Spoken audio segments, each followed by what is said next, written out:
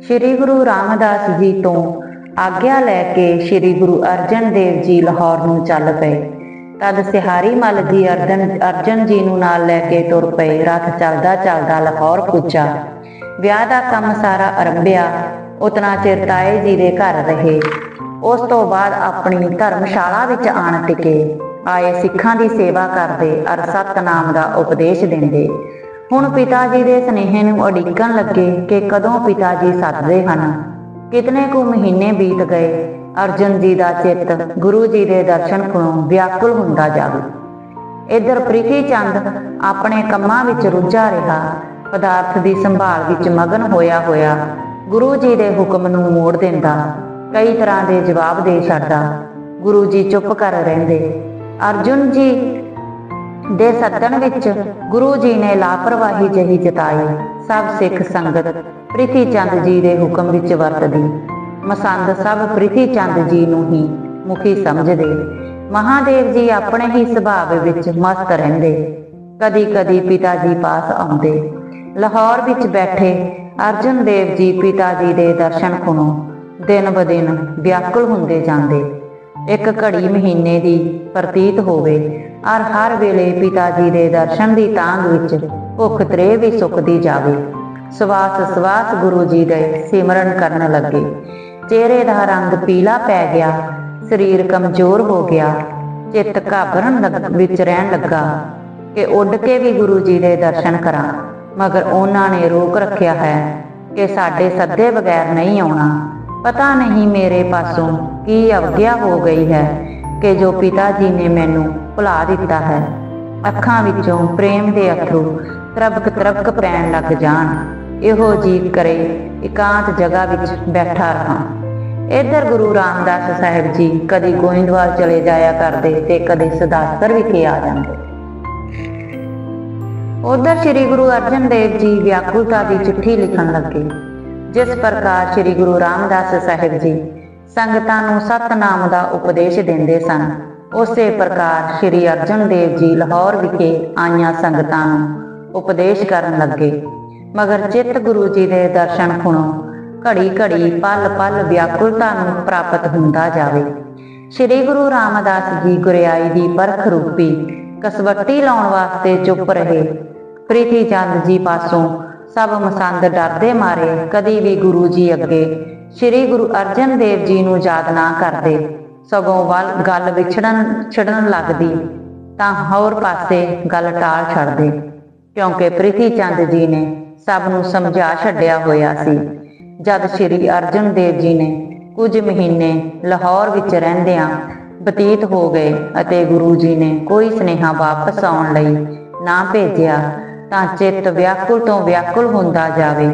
अंत रह ना सके तां एक शब्द उचार के चिट्ठी लिख दिती। इस प्रकार चिट्ठी लिख के चिट्ठी बंद कीती और एक सिख दे हाथ दे के अमृतसर भेजिया ते आख्या कि सतगुरां नूं दे आओ, जो उत्तर बख्शण ओ सानू आण के दस दिओ।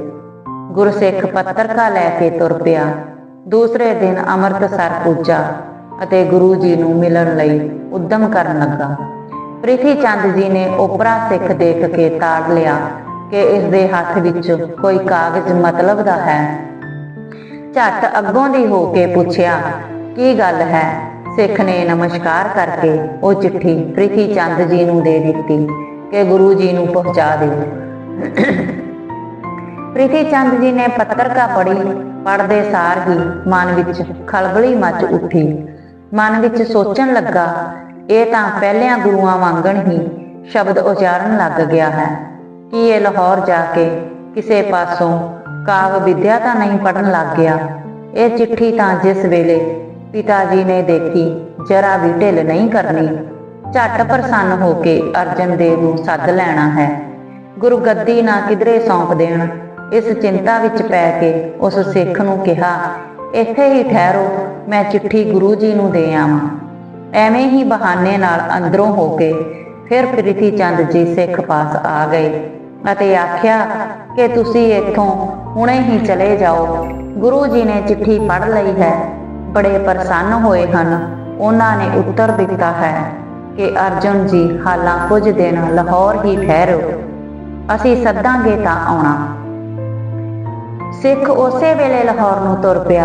ਸ਼੍ਰੀ ਅਰਜਨ ਜੀ ਪਾਸ ਪਹੁੰਚ ਕੇ ਉਸਨੇ ਨਮਸਕਾਰ ਕੀਤੀ ਔਰ ਬੇਨਤੀ ਕੀਤੀ ਕਿ ਸਤਿਗੁਰਾਂ ਨੇ ਇਹ ਕਿਹਾ ਹੈ ਕਿ ਹਾਲਾਂ ਕੁਝ ਦਿਨ ਅਸੀਂ ਲਾਹੌਰ ਹੀ ਠਹਿਰੋ, ਅਸੀਂ ਜਦੋਂ ਸੱਦਾਂਗੇ ਤਾਂ ਆਉਣਾ।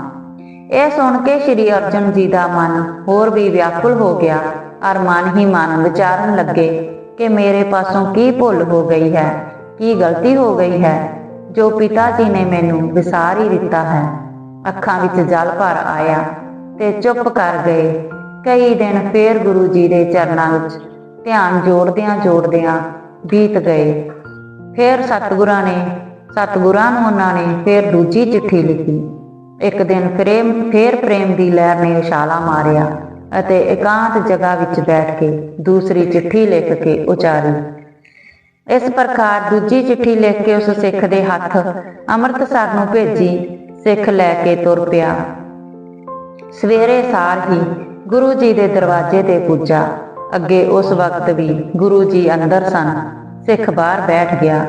ਘੜੀ ਕੁ ਮਗਰੋਂ ਪ੍ਰੀਤੀ ਚੰਦ ਜੀ ਬਾਹਰ ਨਿਕਲੇ ਤਾਂ ਉਸ ਸਿੱਖ ਨੂੰ ਦੇਖਿਆ। ਸਿੱਖ ਨੂੰ ਪਾਸ ਸੱਦ ਕੇ ਪੁੱਛਿਆ। ਸਿੱਖ ਨੇ ਦੂਸਰੀ ਪੱਤਰਕਾ ਵੀ ਦੇ ਦਿੱਤੀ। ਪ੍ਰੀਤੀ ਚੰਦ ਨੇ ਖੋਲ ਕੇ ਪੜ੍ਹੀ ਤਾਂ ਘਾਬਰ ਗਿਆ। ਉਮੀਦ ਹੋ ਗਈ ਕਿ ਇਹ ਜ਼ਰੂਰ ਪਿਤਾ ਜੀ ਦੇ ਮੂੰਹ ਚੜ ਜਾਵੇਗਾ। ਇਹ ਤਾਂ ਉਹਨਾਂ ਦੇ ਬਰਾਬਰ ਹੀ ਬਾਣੀ ਉਚਾਰਨ ਲੱਗ ਗਿਆ ਹੈ। ਉਸ ਨੂੰ ਪੁੱਛਿਆ, ਅਰਜਨ ਉੱਥੇ ਕਿਸੇ ਪਾਸੋਂ ਪੜ੍ਹਦਾ ਹੈ? ਸਿੱਖ ਹੱਥ ਜੋੜ ਕੇ ਆਖਿਆ, ਜੀ ਨਹੀਂ, ਉਹ ਤਾਂ ਸਦਾ ਹੀ ਮਸਤ ਰਹਿੰਦੇ ਹਨ ਤੇ ਜਾਂ ਆਏ ਸਿੱਖਾਂ ਨੂੰ ਸਤਿਨਾਮ ਦਾ ਉਪਦੇਸ਼ ਦਿੰਦੇ ਹਨ।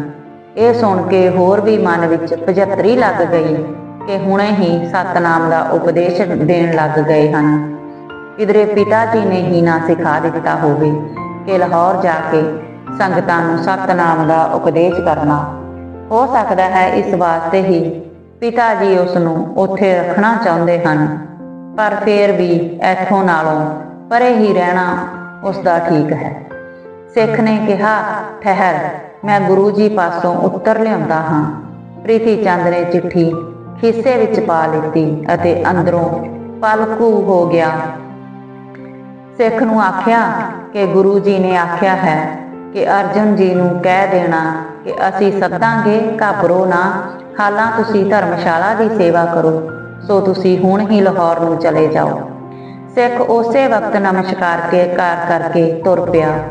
ਪ੍ਰੀਤੀ ਚੰਦ ਜੀ ਸੋਚਣ ਲੱਗੇ, ਪਿਤਾ ਜੀ ਦੀ ਆਯੂ ਗੁਰੂ ਅਮਰਦਾਸ ਜੀ ਦੇ ਕਹਿਣ ਮੁਤਾਬਕ ਬਤੀਤ ਹੋ ਚੱਲੀ ਹੈ, ਸੋ ਕਿਸੇ ਨਾ ਕਿਸੇ ਤਰ੍ਹਾਂ ਅਰਜੁਨ ਇੱਥੇ ਨਾ ਆ ਸਕੇ, ਫਿਰ ਮੈਂ ਜ਼ਰੂਰ ਹੀ ਗੁਰਗੱਦੀ ਮਲ ਲਵਾਂਗਾ। ਇਸ ਪ੍ਰਕਾਰ ਦੀਆਂ ਦਲੀਲਾਂ ਵਿੱਚ ਰਾਤ ਦਿਨ ਬਤੀਤ ਕਰਨ ਲੱਗਾ। ਸਿੱਖ ਨੇ ਲਾਹੌਰ ਪਹੁੰਚ ਕੇ ਸ਼੍ਰੀ ਅਰਜਨ ਜੀ ਨੂੰ ਨਮਸਕਾਰ ਕੀਤੀ ਔਰ ਸਾਰਾ ਹਾਲ ਦੱਸਿਆ। ਨਾਲ ਹੀ ਆਖਿਆ, ਮਹਾਰਾਜ, ਮੇਰੇ ਮਨ ਵਿੱਚ ਕੁਝ ਸ਼ੱਕ ਪੈ ਗਿਆ ਹੈ। ਦੋਨੋਂ ਚਿੱਠੀਆਂ ਮੇਰੀਆਂ ਪ੍ਰੀਤੀ ਚੰਦ ਜੀ ਨੇ ਲਈਆਂ ਹਨ। ਪਹਿਲੀ ਚਿੱਠੀ ਵਾਰੀ ਤਾਂ ਮੈਨੂੰ ਕੁਝ ਭਰਮ ਨਹੀਂ ਸੀ ਪਿਆ, ਮਗਰ ਹੁਣ ਦੂਸਰੀ ਵਾਰੀ ਮੈਂ ਪ੍ਰੀਤੀ ਚੰਦ ਜੀ ਦੇ ਚਿਹਰੇ ਉੱਪਰ ਕਈ ਪ੍ਰਕਾਰ ਦੇ ਰੰਗ ਆਉਂਦੇ ਜਾਂਦੇ ਡਿੱਠੇ ਹਨ, ਨਾਲੇ ਮੈਨੂੰ ਜਰਾ ਵੀ ਨਹੀਂ ਠਹਿਰਨ ਦਿੱਤਾ। ਸੋ ਹੁਣ ਤੁਸੀਂ ਮੈਨੂੰ ਹੋਰ ਇੱਕ ਪੱਤਰਕਾ ਲਿਖ ਦਿਓ। ਮੈਂ ਜਾ ਕੇ ਸਤਿਗੁਰਾਂ ਤੋਂ ਸਿਵਾ ਹੋਰ ਕਿਸੇ ਨੂੰ ਨਹੀਂ ਦਿਆਂਗਾ। ਤੀਜੀ ਚਿੱਠੀ ਲਿਖੀ। ਸ਼੍ਰੀ ਗੁਰੂ ਅਰਜਨ ਜੀ ਨੇ ਵੀ ਵਿਚਾਰਿਆ ਕਿ ਸਾਡੇ ਭਰਾ ਜੀ ਦਾ ਮਨ ਠੀਕ ਨਹੀਂ। ਅੱਛਾ, ਫੇਰ ਵੀ ਕੁਝ ਦਿਨ ਠਹਿਰ ਕੇ ਹੀ ਸਹੀ। ਜਦ 5-7 ਦਿਨ ਫੇਰ ਬੀਤ ਗਏ ਤਾਂ ਗੁਰੂ ਜੀ ਨੇ ਕਲਮ ਦਵਾਤ ਲੈ ਕੇ ਤੀਜੀ ਚਿੱਠੀ ਲਿਖਣੀ ਸ਼ੁਰੂ ਕੀਤੀ। ਇਸ ਪ੍ਰਕਾਰ ਚਿੱਠੀ ਲਿਖ ਕੇ ਉਸੇ ਸਿੱਖ ਨੂੰ ਦਿੱਤੀ ਔਰ ਸਮਝਾ ਦਿੱਤਾ ਕਿ ਤੁਸੀਂ ਉਸ ਵਕਤ ਜਾਣਾ ਜਿਸ ਵਕਤ ਸਤਿਗੁਰ ਜੀ ਦੀਵਾਨ ਵਿੱਚ ਬੈਠੇ ਹੋਵਣ। ਤੁਸੀਂ ਸਿੱਧੇ ਜਾ ਕੇ ਸਤਿਗੁਰਾਂ ਦੇ ਚਰਨਾਂ ਤੇ ਮੱਥਾ ਟੇਕਣਾ ਤੇ ਚਿੱਠੀ ਉਹਨਾਂ ਅੱਗੇ ਰੱਖ ਦੇਣੀ, ਹੋਰ ਕਿਸੇ ਦੇ ਹੱਥ ਨਾ ਦੇਣੀ। ਸਿੱਖ ਪੱਤਰਕਾ ਲੈ ਕੇ ਅੰਮ੍ਰਿਤਸਰ ਨੂੰ ਤੁਰ ਪਿਆ। ਗੁਰੂ ਜੀ ਨੂੰ ਅਰਾਧਦਾ ਹੋਇਆ ਦੂਸਰੇ ਦਿਨ ਅੰਮ੍ਰਿਤਸਰ ਪੁੱਜਾ। ਕੁਝ ਪਰੇ ਹੀ ਹੋ ਕੇ ਠਹਿਰ ਰਿਹਾ। ਜਦ ਗੁਰੂ ਜੀ ਦਾ ਦੀਵਾਨ ਸੱਜ ਗਿਆ, ਸਤਿਗੁਰ ਜੀ ਦੀਵਾਨ ਵਿੱਚ ਆਣ ਕੇ ਬੈਠ ਗਏ। ਸਿੱਖ ਸੰਗਤ ਆ ਕੇ ਗੁਰੂ ਜੀ ਅੱਗੇ ਮੱਥਾ ਟੇਕਣ ਲੱਗ ਗਈ ਤਾਂ ਉਹ ਸਿੱਖ ਵੀ ਪੱਤਰਕਾ ਲੈ ਕੇ ਗੁਰੂ ਜੀ ਦੇ ਹਜ਼ੂਰ ਪੁੱਜਾ। ਸਿੱਖ ਨੇ ਸਤਿਗੁਰਾਂ ਦੇ ਚਰਨਾਂ ਤੇ ਮੱਥਾ ਟੇਕਿਆ ਅਰ ਨਿਮਰਤਾ ਪੂਰਵਕ ਉਹ ਪੱਤਰਕਾ ਗੁਰੂ ਜੀ ਦੇ ਅੱਗੇ ਧਰ ਦਿੱਤੀ। ਸਤਿਗੁਰੂ ਜੀ ਨੇ ਖੋਲ ਕੇ ਪੱਤਰਕਾ ਪੜ੍ਹੀ। ਪੜ੍ਹਦੇ ਸਾਰ ਹੀ ਪ੍ਰੇਮ ਦੇ ਅਥਰੂ ਭਰ ਆਏ, ਪ੍ਰਸੰਨ ਹੋ ਗਏ। ਸਾਹਿਬ ਬੁੱਢਾ ਜੀ ਤੋਂ ਆਦ ਲੈ ਕੇ ਜਿਹੜੇ ਸਿੱਖ ਸਮੀਪ ਬੈਠੇ ਸਨ ਸਭ ਨੂੰ ਸੁਣਾਈ। ਸਭ ਸੁਣ ਕੇ ਪ੍ਰਸੰਨ ਹੋ ਗਏ। ਗੁਰੂ ਜੀ ਨੇ ਸਾਹਿਬ ਬੁੱਢਾ ਜੀ ਨੂੰ ਆਗਿਆ ਦਿੱਤੀ ਕਿ ਸਵੇਰੇ ਜਾ ਕੇ ਅਰਜਨ ਜੀ ਨੂੰ ਲਾਹੌਰੋਂ ਲੈ ਆਓ। ਅਗਲੇ ਭਲਕ ਸਾਹਿਬ ਬੁੱਢਾ ਜੀ ਗੁਰੂ ਜੀ ਦੀ ਆਗਿਆ ਮੰਨ ਕੇ ਤੁਰ ਪਏ। ਇੱਕ ਰਾਤ ਰਾਹ ਵਿੱਚ ਕੱਟ ਕੇ ਦੂਸਰੇ ਦਿਨ ਲਾਹੌਰ ਪੁੱਜੇ। ਸ਼੍ਰੀ ਗੁਰੂ ਅਰਜਨ ਜੀ ਨੂੰ ਮਿਲੇ। ਗੁਰੂ ਅਰਜਨ ਜੀ ਨੇ ਉੱਠ ਕੇ ਨਮਸਕਾਰ ਕੀਤੀ। ਪਰਸਪਰ ਨਮਸਕਾਰ ਕਰਕੇ ਬੈਠੇ ਅਰ ਸਾਹਿਬ ਬੁੱਢਾ ਜੀ ਨੇ ਸਤਿਗੁਰਾਂ ਦੀ ਆਗਿਆ ਸੁਣਾਈ। ਸ਼੍ਰੀ ਗੁਰੂ ਅਰਜਨ ਜੀ ਸੁਣ ਕੇ ਬੜੇ ਪ੍ਰਸੰਨ ਹੋਏ ਅਰ ਤਿਆਰੀ ਕਰ ਦਿੱਤੀ ਅਰ ਅਗਲੇ ਦਿਨ ਤਾਇਆ ਸਿਹਾਰੀ ਜੀ ਤੋਂ ਆਦ ਲੈ ਕੇ ਸੰਬੰਧੀਆਂ ਨੂੰ ਮਿਲੇ ਤੇ ਸਭ ਨੂੰ ਪ੍ਰਸੰਨ ਕਰਕੇ ਸਾਹਿਬ ਬੁੱਢਾ ਜੀ ਸਮੇਤ ਰੱਥ ਤੇ ਬੈਠ ਗਏ ਅਰ ਸਤਿਗੁਰਾਂ ਦੇ ਚਰਨਾਂ ਵਿੱਚ ਬਿਰਤੀ ਜੋੜ ਕਰ ਤੁਰ ਪਏ। ਜਦੋਂ ਸ਼੍ਰੀ ਗੁਰੂ ਅਰਜਨ ਜੀ ਅੰਮ੍ਰਿਤਸਰ ਪੁੱਜੇ, ਅੱਗੇ ਉਸ ਵਕਤ ਦੀਵਾਨ ਵਿੱਚ ਸਤਿਗੁਰੂ ਸ਼੍ਰੀ ਗੁਰੂ ਰਾਮਦਾਸ ਜੀ ਬਿਰਾਜਮਾਨ ਸਨ। ਰੱਥ ਤੋਂ ਉਤਰ ਕੇ ਸ਼੍ਰੀ ਗੁਰੂ ਅਰਜਨ ਦੇਵ ਜੀ ਨੇ ਦੌੜ ਕੇ ਸਤਿਗੁਰਾਂ ਦੇ ਚਰਨਾਂ ਤੇ ਸਿਰ ਰੱਖ ਦਿੱਤਾ ਅਰ ਆਪਣੇ ਸੀਤਲ ਅਥਰੂਆਂ ਨਾਲ ਚਰਨ ਧੋ ਦਿੱਤੇ। ਗੁਰੂ ਜੀ ਨੇ ਸ਼੍ਰੀ ਗੁਰੂ ਅਰਜਨ ਦੇਵ ਜੀ ਨੂੰ ਝੁਕ ਕੇ ਛਾਤੀ ਨਾਲ ਲਗਾਇਆ ਅਰ ਆਦਰ ਪੂਰਵਕ ਪਾਸ ਬਿਠਾ ਲਿਆ। ਸੁਖ ਸ਼ਾਂਤ